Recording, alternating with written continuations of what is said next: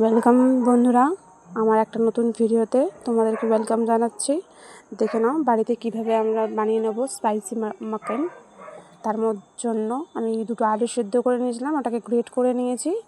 এবার ওই বাটিটার মধ্যে 2 চামচ চালের গুঁড়ি, 2 চামচ বেসন, ঠিক আছে, দিয়ে দিলাম।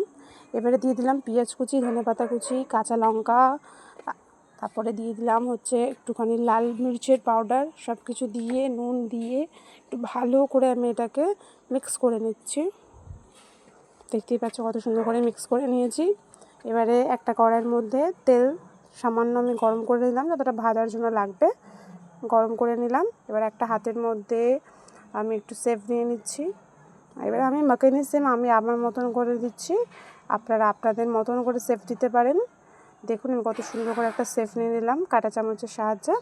এবার তেলের মধ্যে আমি ফ্রাই করতে দিয়ে দিয়েছি। ডিপ ফ্রাই হবে না, এটা জাস্ট হালকা ফ্রাই, যেরকম আমরা ভাজি করি। দেখে নাও কত সুন্দর লাগছে, একদম ক্রিস্পি ওপরটা।